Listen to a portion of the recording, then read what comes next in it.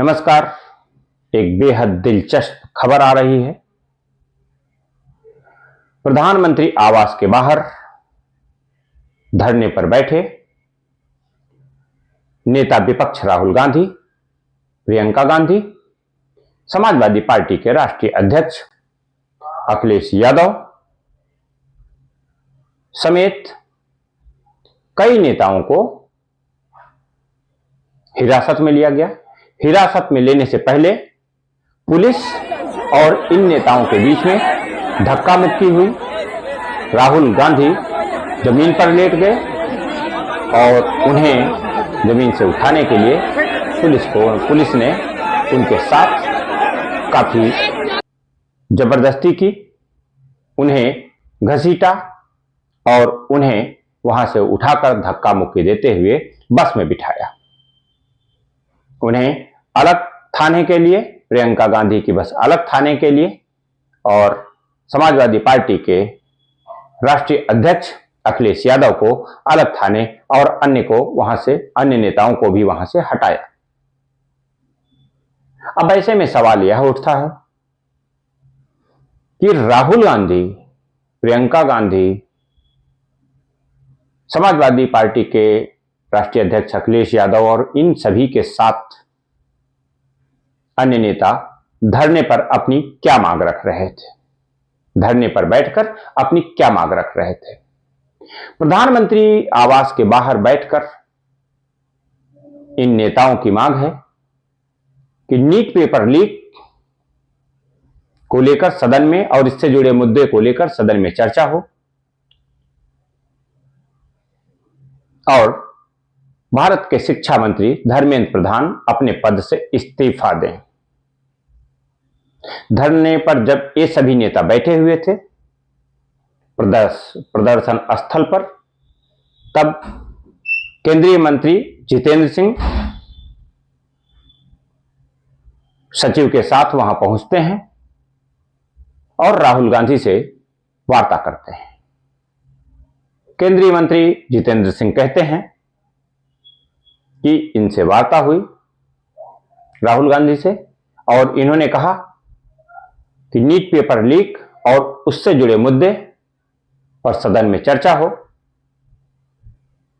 तो हम अपना धरना समाप्त कर देंगे। लेकिन बाद में उन्होंने यह भी कहा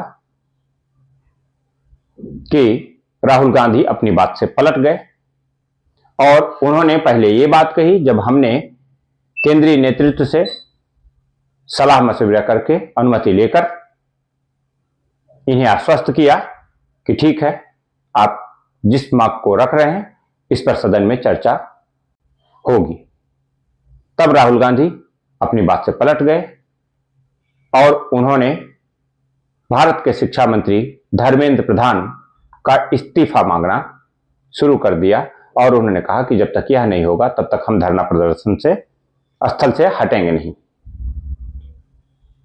बात यहीं नहीं रुकी, बात आगे बढ़ी, धक्का मुक्की हुई पुलिस और नेताओं के बीच, कई लोग चोटिल हुए।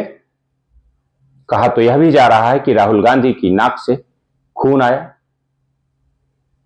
उन्हें चोटें आईं और अन्य नेताओं को भी वहां पर चोटें आईं। अब देखने वाली बात होगी कि नेता विपक्ष को जमीन पर जब वो लेटे हुए हैं उनके साथ इस तरीके की जबरदस्ती, उनको घसीटा जाना भारतीय राजनीति में नए बदलाव की कहीं आहट तो नहीं है। भारत एक लोकतांत्रिक देश है, यहां सभी को अपनी अपनी बात कहने का हक है लोकतांत्रिक तरीके से। पुलिस का कहना है कि प्रधानमंत्री आवास बेहद सेंसिटिव जोन है, सुरक्षा की दृष्टि से हाई सिक्योरिटी जोन है, इसलिए सुरक्षा के खतरे को ध्यान में रखते हुए इन नेताओं को वहां से हटने के लिए कहा गया। इनके न हटने पर इन्हें हिरासत में लेकर हमने धरना स्थल खाली कराया।